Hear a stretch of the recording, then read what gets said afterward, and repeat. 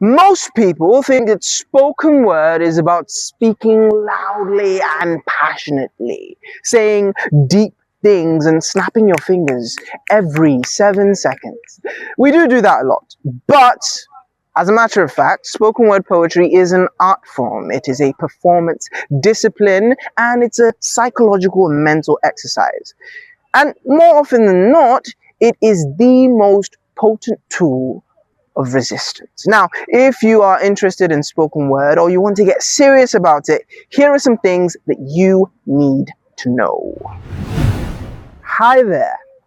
I'm the poet on fire. I'm a poet, a public speaker, and a coach. And after years of studying rhetoric, of performing, of writing poetry, of hosting open mics, and embarrassing myself in public as I am doing right now, I think these are 7 things that anybody in the spoken word field genuinely needs to know, whether you're just starting out, you've had a decent amount of experience, or you just feel a little bit stuck. Number 1, delivery is half of your entire poem. Now, you can write an incredible piece of literature only to kill it with weak delivery. Spoken word is not page poetry, which means people cannot reread your lines. They hear it once and they have to feel something. So pace matters, breath control matters, eye contact, inflection, emphasis, all of these things are absolutely critical in this medium. It's often the case that a mediocre poem or a mediocre line delivered brilliantly does well than a brilliant line delivered badly. That's the uncomfortable truth. Number 2, do not, I repeat, do not try to be overly poetic. And yes, that sounds kind of counterintuitive. It's a spoken word poem. Aren't we supposed to be trying to be poetic? But no. I often find that beginners, and even some people that have been doing it for a while, try their best to be overly mysterious and intellectual, and it just comes off wrong. The best poems are usually painfully simple. It's about connecting with people. It's about truth. Plain, relatable, elegant truth. And your poetry, your lines, should reflect that. Nothing kills a poem more than speaking as though you've swallowed a dictionary for attention. 3, rhythm and sonic structure matters way more than you think. And I know you're about to say, oh, you've already spoken about delivery. No. Well, yes. But this is a very key aspect that I think is incredibly important. So poetry is this mixture of musicality, good writing, and performance. And what you need to understand is that your poem needs to breathe. It needs to flow in a measured pattern. That's why repetition works really well. Inflection, rising and falling tone works amazingly. Now, the reason why I'm specifying this rhythm is because I don't want you to fall into this very common trap that I call the common cadence. It's where poets just go up and down and call this poetry. It's irritating. It's annoying, right? We can do way better than that. Poetry can speak, it can whisper, it can shout, it can scream, and it can have its own distinct patterns and sonic structure, but it shouldn't just be up and down. We can do better than that.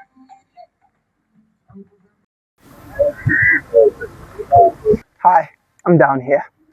Number 4, vulnerability is a skill. Now, most people think vulnerability just means trauma dumping emotionally into a microphone, but that's not the case. Vulnerability in spoken word means having the courage to talk about sensitive topics and share raw emotions with an audience. But it has to be genuine. Now, people may not know your specific situation, have not probably experienced it before, but what they will connect with, because it's all about connection at the end of the day, what they will connect with is the emotion that you're feeling, is the sadness or the anger or the rawness of whatever is being poured out on stage. And that That's what we're here to do. Performance energy is contagious. If you feel uncomfortable while performing, the audience feels uncomfortable too. If you're rushing through your piece, your audience is struggling to catch up. But if you're confident and you believe everything that you're saying, the audience feels that sincerity as well.